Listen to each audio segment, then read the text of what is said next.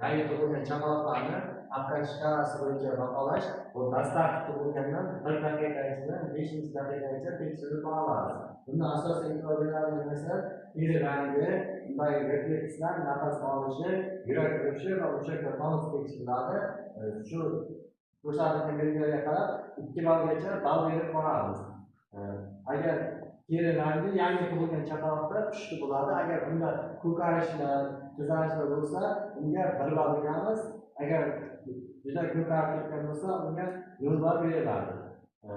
Reflekslari bu birinchi o'rinda emish refleksi, ya'ni ona ko'krakka qo'yilganda birinchi yengsa, bu sog'lom, ya'ni 2 ball beriladi.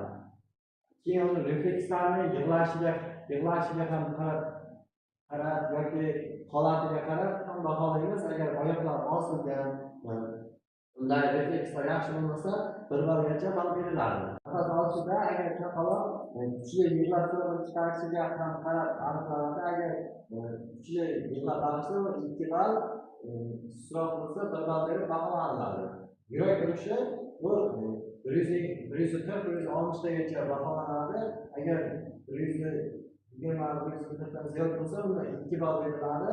Agar undan pastroq bo'lsa, 1 ball beriladi. Agar undan bo'lmasa, 0 ball beriladi. Mushaklar tonusi yangi tug'ilgan chaqaloqlarda undagi mushaklarning ishlashi, ya'ni qo'l tutsa yoki mahkam qisib olsa, o'sha vaqtda mushaklar tonusi yaxshi bo'ladi, unda 2 ball beriladi. Agar oyoq qo'llari shalmaygan bo'lsa, unda 1 ball beriladi. Agar umuman ishlamasa, 0 ball berib baholanadi.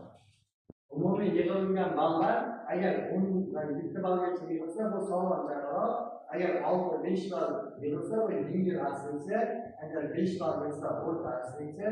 1 dan 3 ballgacha yig'ilsa, bu o'rta og'ir asfalsiyaga kiradi.